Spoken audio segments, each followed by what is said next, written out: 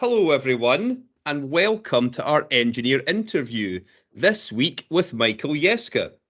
Now, my name is Scott and I work at Primary Engineer. Before we start, I just wanted to say thank you very much for signing up to the competition this year. This year's our 10th birthday, so thank you for celebrating it with us. Now, for those of you who don't know, this is the Leaders Award competition, where we ask the question, if you were an engineer, what would you do? Pupils from the ages of 3 to 19 anywhere in the UK can join, and every single pupil who takes part receives a graded certificate from a real life engineer, just like the ones we interview. Now, we've already started receiving entries from classes across the UK, so remember, once you've got your ideas written down, to send them to us at Primary Engineer HQ. Now, as part of these interviews, we're going to be speaking with loads of different engineers who work on different projects, all of them showing the wonderful, interesting, and exciting things that happen when you work in engineering. Now, although we do host these live, they are recorded, so you can catch them at a later date on our YouTube channel. Now, our special guest is going to start with a 10-minute presentation all about what life is like as an engineer, and then we're going to open up to the audience for questions. If you do have a question, simply type it in the chat box in Teams. We unfortunately can't receive audio from the audience, so if you do have a question, simply type it in. But for now, I'm going to hand over to our wonderful special guest, Michael. Hi, good afternoon, everybody. Lovely to speak to you all today, and I just can't wait to hear all your questions after I've done my little bit. So, without further ado, I'm just going to give you a quick, short 10-minute introduction about myself, what I've done in my career, what I'm currently doing, why I'm doing it, and what I enjoy most about my job. So I work at a company called Siemens Energy. We're based in the northwest of England in a town called Ulverston, and my role within the company is focusing on materials. So what we do here is that we manufacture these funny looking things here that are quite sort of strange looking compared to maybe what you would normally see. But essentially what they are plugs and sockets that work on the seabed. And the reason they look so different is because in order for them to work on the seabed, they have to be made from special materials. We have a combination of sort of plastic, rubber, and metallic materials, special grades of which that can survive being exposed to the kind of conditions, demanding conditions that you get onto the seabed. And there's just a very little picture there of an example of the kind of things that sit on the seabed, that the technology that sits there that helps us to manage our energy requirements. Because without these kind of technologies, we wouldn't have a lot of the things that we take for granted for today, and the company now is on a big push to move from traditional energy resources like oil and gas, moving now to the hydrogen, the fuels of the future that are clean and renewable, wind power as well. We're heavily involved in, so there's all kinds of technologies that we're currently working on that will help to change and innovate for the future. So, the other difference is between these plugs and sockets that work on the seabed is that the voltages that they use are a little bit different than the ones that we would normally get in our homes or in our schools or in a hospital. They're very different. So our plugs and sockets work at voltages anything from as little as 1,000 volts up to 50,000 volts. So the power generation is much higher because of the requirements down there on the seabed. So to make these kind of products work 4,000 meters underneath the sea is quite a technical challenge, but it's one that we enjoy. So a little bit about myself, career-wise. My favorite subjects at school were always science and maths. there's never been a time when I was at school where I didn't like science and maths. They were my favourite subjects, always have done, always will be. They've always been my passion in that regard, and luckily enough, I've been able to enjoy a fruitful career using those subjects throughout my time. So after school, I went to university and I studied chemistry, and I went on to specialise in plastics and rubber materials, the kind of materials maybe that, you know, the plastic, if you sat on a plastic chair at school, something like that, or you know, so many things in life. We wouldn't have mobile phones without these materials. We wouldn't have computers that, you know, without these materials. You know, we would really, you know, we wouldn't have the, you know, some of the comforts and luxuries in life that we enjoy now without them. So I've been very lucky to be able to work with them all my time. So there's 3 jobs that I've had. I've worked for 3 companies. The first one says Innovia Films, which I'm sure none of you will have heard of, but I can guarantee everybody here, I can guarantee that you will have come across one of the products that they make, and I'm going to show you one of the products that they make. Now, hopefully, you'll be able to see that on the screen. The plastic in this £20 note was made at that company just a few miles north of here, not too far away from here, in the same county as we live. So that's just something to show you that that these kind of things, there are people who are working and manufacturing these things. You know, you just don't realize what's on your doorstep until you actually find out. And then the second company I worked for, a company called TFP, we made materials that went into aircraft, that went into renewable energies, that go into things called defibrillators, which is a medical device that helps to restart a heart if it's stopped. It's an emergency piece of equipment.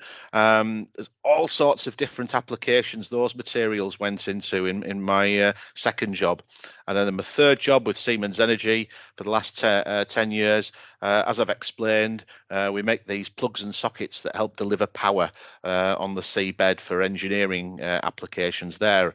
And then finally, I've been a STEM ambassador for over 25 years, so I've been working with schools, colleges, universities, as well as doing my day job for all of that time, and it's something I've always been passionate about and always enjoyed, because it's so important to pass my experiences on to you all who are watching today, because I was lucky enough to have experienced people do that to me when I was young.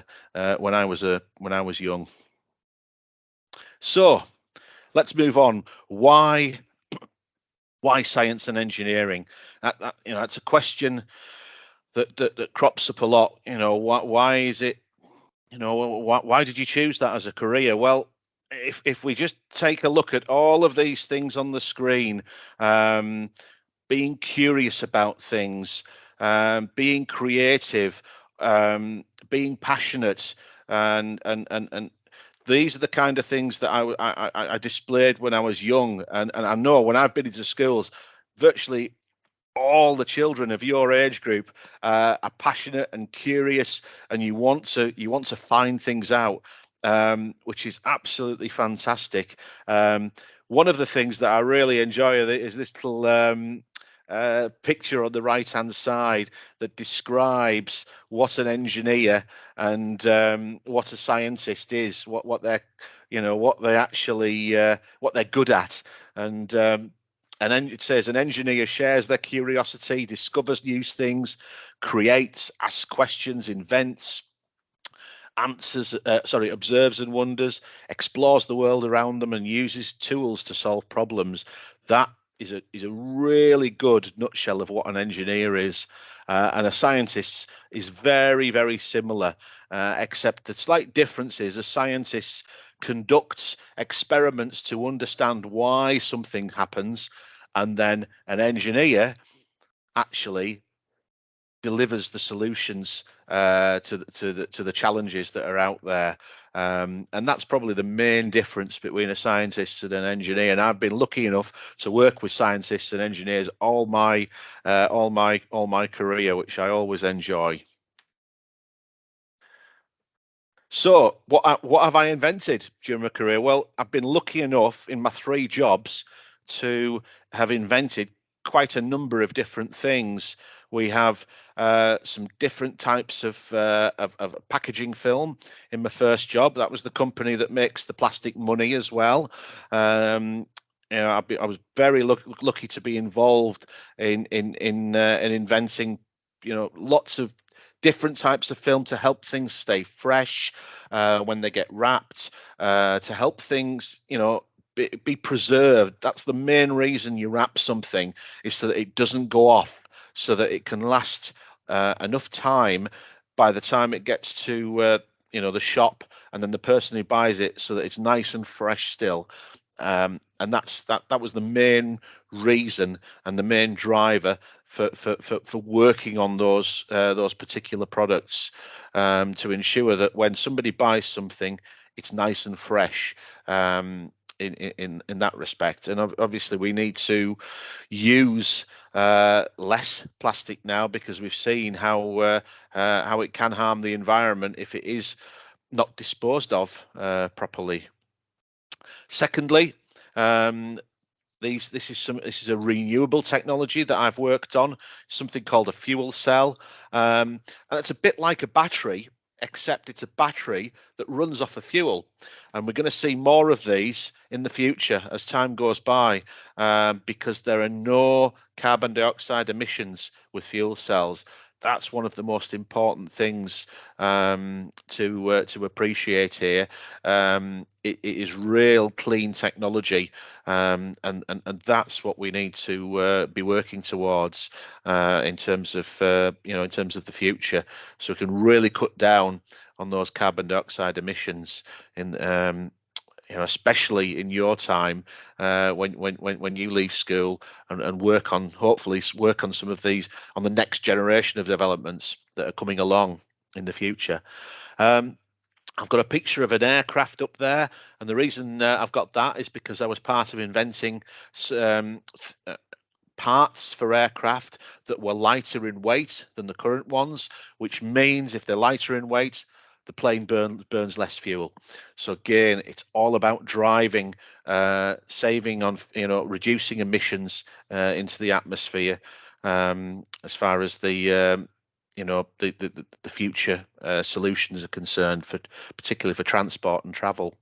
And then we've also got some nanomaterials on here, these wonderful nanomaterials that we use in order to improve strength, reduce weight, and conduct electricity better, those kind of properties.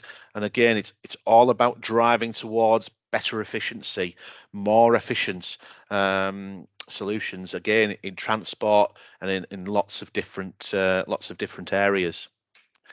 Now, my next slide I wanted to show you was just to very briefly tell you what other things I do as an engineer, as well as what I've invented. So the big 2 things in my job is that I'm allowed to explore exciting new technologies. And what you've got here is a car that is made up with parts with lots of these nanomaterials in that I've just mentioned on the previous slide. And because of that, it's about half the weight that it would be typically normally, and that means it burns half the fuel that it would normally do, which again is a big thing as far as future technology is concerned, to get away from the traditional systems that are less efficient. And then secondly, one of the other things that I do is I investigate problems when they come along. And what we can see here is a CT scan. Now, most of you may have heard, certainly when I was in school yesterday, the children there had heard of a CT scan being used in a hospital, for example, or in an airport. But we use it quite routinely to see if we can spot little objects here. This little object here, this little dot, this little dot here, In this part, I'm not going to go into it in much detail, but that is cross contamination that shouldn't be there. So we were able to use the CT scanner to investigate, to find the contamination, and then we actually identified what that contamination was in order to and then in order to stop it in when we were manufacturing these parts in the future. So this is a really enjoyable part of my job because it's a bit like a forensic examination, and you're trying to find what the source of the problem is, in order to ensure that you can make things that will not fail, that will be good quality. And then finally, so I mean, get onto the questions very soon, which I'm really looking forward to. This is one of our work experience students who we had in the business last year. He was able to witness a trial, a molding trial, making these little parts here, and we'd never run that particular part before, so that was a new design. So he was able to see something new that had never ever been done before in the company, which he really appreciated and enjoyed. And then secondly, we've got a picture here from one of our STEM shows that we did last year. The team of people who on that day, as myself and three of my colleagues, and we had an absolutely fantastic time. Over 1,000 students and children came over the 2 days of that event. So that was something that we really enjoyed as well. So just want to thank you for listening, and looking forward very much to hearing what questions you have to answer. What do you love about your job? Always a good question. No, for me, as an engineer, I think for me it's the variety. So I get time to invent things. I get time to work on new things. But then, as I mentioned in my slides, I have to do these investigations as well. To, when there's problems, and then what I also have to do is I work with experts from all around the world, who are experts in the same field as me, and I'm learning from them all the time. And when people say every day is a school day, I just couldn't endorse that anymore. I couldn't agree with that anymore, because no matter, even when you leave school, you just carry on learning and learning and learning. And some of these people who I work with are just so experienced, and I love spending time with them, because every conversation you have, you always learn something, which is wonderful. Yeah, so I feel that the same when I'm doing a lot of these interviews. I always learn something new. So we've got some questions coming in the chat here. This one's from Nicola, and Nicola asks, "What do you look for in a design?" Oh, that's a really good question. In a design, I think the key things that we try and achieve and I must admit, design isn't my core expertise, but I work all the time with design engineers on all the projects that I work on. So that they're generally looking for a design that's going to meet a specification, and that specification will usually say the part has to, in our case, it has to work at this voltage, it has to work at this temperature, it has to work at a number of different conditions, and what we have to try and do is put the materials and the parts together to ensure that it meets those requirements. So there is not really a set style to the design. It's about ensuring that the design meets the requirements in the specification. Typically, in two respects. One, is it strong enough? Can it go down to the seabed under 4,000 meters and withstand the pressures? And then secondly, can it manage the electricity okay? And if it could do both those things, then generally it's a good design. Wow. So we've got some more questions coming in, some about you, Michael. This question comes from Angel at Greengate. What age did you decide to become an engineer? Oh, I think from when I was very, very young, as I said earlier, I always enjoyed maths and science. So they were always the two subjects that were, I always thought I would end up doing something that involved maths and science. What I didn't have a clue when I was your age. The audience, the children there, I really didn't have a clue what I was going to do. But what I did sort of know was that I always wanted to work in a technical sort of job from a very, very, very young age, because that was, doing experiments in school, doing those kind of things always, always made me feel excited. And just yesterday, when I had a new CT scan to look at my desk, one of my colleagues said to me, "You're getting really excited looking at that, aren't you?" And I said, I can't help it. I can't help it. It's just one of those things. I can't do anything about that." Oh, brilliant. So we've got some more questions coming in. This one's from Rebecca. Have you had any sea animals damage your equipment? Ooh, not any animals as such, as far as I'm aware. What usually happens under the sea is that there's something called marine growth that Mhm. will manifest itself on the products, and sometimes that can grow so much onto the surface, depending on where it is in different parts of the world, that it can have an impact on the especially as it makes it difficult plugging things in and unplugging things. So that's probably the main challenge that we have, and we have worked on some projects where we're trying to use materials that stop that or limit that growth from happening. But it's always a real challenge. But as far as animals are concerned, not that I'm aware, or at least I've not heard anybody tell a story or a real event that relates to that. Wow. So we've got a question that's a little bit about what you said there. This question comes from the P7 at Alloway. What steps would you take to improve a prototype? Because you must have done that when you build all these cables in the first place. Absolutely. So when we start off with a prototype, with that first attempt at something, we will always look to take the prototype and then perform some testing on it. And then when you perform those initial tests, that's when you usually find out what you might need to change, Ah. or what you might need to improve.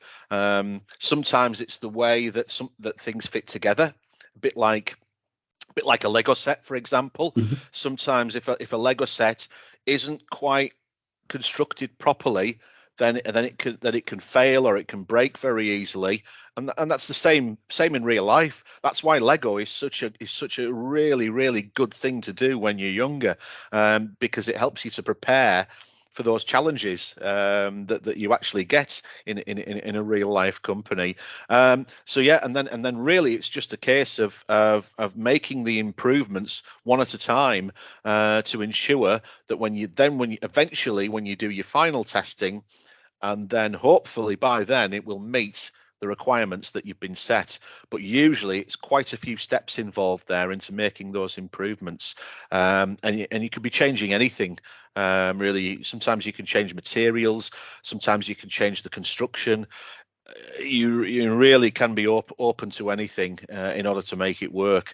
It really is that wide. It sounds as well that there might be a lot of problems to solve along the way. And we've got a question Always. about that from Hunter at Greengate. And Hunter asks, what's been the hardest problem you've had to solve as an engineer? Oh, wow, that is a great question. Biggest problem, I think, um, was I'm trying to think of something that's easy to sort of easy to describe and to get across, because I don't want to get too technical, because it can be quite challenging. So I'll keep it very simply.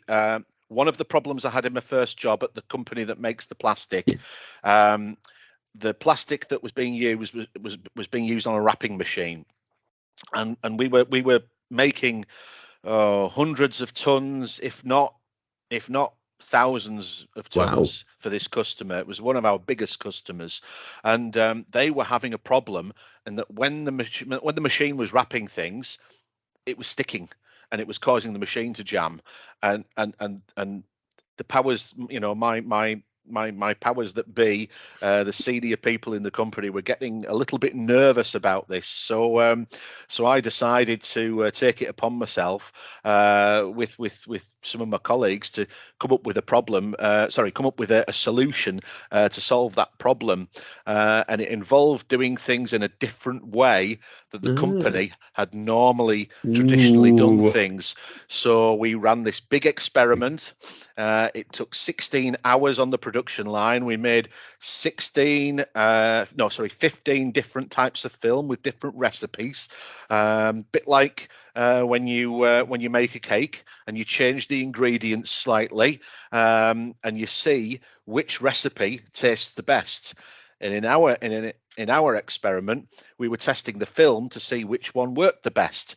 And luckily, all the experiments that we did, one of them came out absolutely, really, as a solution. But it took a lot of time and planning to do all of that work. And because the pressure was on from the customer, it was a big challenge. But it's the one that I remember the best, because we had such a good outcome. But yeah, there can't be much better than that. Oh my God, we've got it. Exactly. Eureka. Yeah, so we've got some more questions in here. This one's from Ava at Greengate. Now you talked a little bit about this and the use of CT scans, but how do you use computing in your role? Yeah, well, CT scanning is one element of that in terms of the computing. I also, as well as CT scanning, I use X-rays. So again, another hospital technique that we use routinely in our business, to be able to check and see through things, and check that everything looks okay from the inside, because you can only see something from the outside, but you don't actually know what's happening on the inside. So it's really important to be able to do that. So in terms of the other computing that we use computing to predict how a material, or how a product is going to how it's going to withstand mechanical force, for example, I think I mentioned earlier, and also how it can handle electrical voltage as well. And if we can predict the part of the product that's going to be under most stress, then we can design around that. Same with the electricity side. If we could predict which part of the product is going to be under most electrical stress, we could design around that as well. And that's how the designs change over time. And that's how we use computing all the time to solve all of these wonderful problems that we get. But they're just some really good examples there of how computing is so important to all of the jobs that we have here in the design department. Yeah, it sounds really important to your role. So I'm just looking at the time. We've got time for a few more questions. So if you're sitting on any out there, make sure you type them in. But this question comes from P7 at Alloway again. Now, you mentioned when you were young, you loved science and maths, but is there something that sparked your interest in becoming an engineer, or was there someone who inspired you? Absolutely. My one of my teachers at school was a huge inspiration to me, and I think about him all the time, because especially because I am aware now that he passed away a few years ago, and the reason I know that is because I used to write to him every Oh, single wow. year. At Christmas time, I used to send him a Christmas card, and just to tell him what I'd been doing. And then one year, I really sadly got a card from his wife saying that he passed away.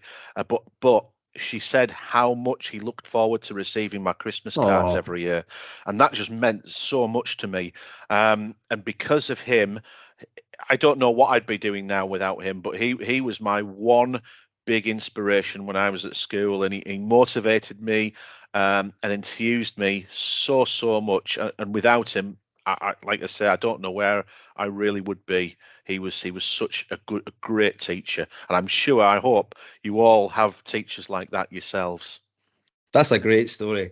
We do have a couple more questions just as we approach time. Yep. What has been your proudest moment in your role as an engineer? And that question comes from Edward at Greengate. Oh, what a great question. I think I would say on the occasions where we've been able to solve a really big problem like the one I described earlier, and we have problems here as well from time to time that can be really challenging. When you actually solve those problems, for me at least, that is something that makes you feel 10 times tall than what you are, because you've played your part in solving a big challenge and a big problem that the company has. The other proudest moment I probably have is having a wonderful family, and having my family being so supportive, and two fantastic children as well. I have to mention them, otherwise they would, I would be in the bad books if I didn't mention them. And then very finally, I was very proud and honoured to have been awarded with a STEM award a few years ago, Oh, brilliant. for the outstanding STEM ambassador in the country. And as a prize, we went over to CERN, to the big Hadron Collider, Ooh. which was one of the most fantastic experiences of my entire life. So all of those things together, that sums me up. That is pretty special. That would have been pretty cool going to see that Hadron Collider, I can imagine. It was utterly wonderful. So we've just got one last very quick question for you, Michael. Mm. If you could sum up engineering in 3 words, what would those 3 words be? Oh, for me, just 3 words: um, being inquisitive, um, solving problems, all in one word with no gap, I'll give you it. and just enjoyment. They're the 3 words for me, the 3 things that sum up what being an engineer is all about. Yeah, just being inquisitive, challenges, and enjoyment. That's the Brilliant. best. I think that's Yeah. well, I think that's a great place to bring it to the end. So I just want to say thank you to everyone for joining us, but a massive thank you to Michael for helping inspire all the engineers in the making out there, because now it is your turn to come up with your own engineering ideas. Remember that once you've got them finished in the class, to get them sent to us so we can get our certificates sent out to you, and then we'll hopefully see you in person at the public exhibitions at the end of the school year. Now, don't forget, this interview will be uploaded to YouTube if you want to share it with any fellow teachers or rewatch it in full. So please subscribe to the Primary Engineer channel. But for now, I want to say a massive thank you again to Michael. And remember, if you were an engineer, what would you do?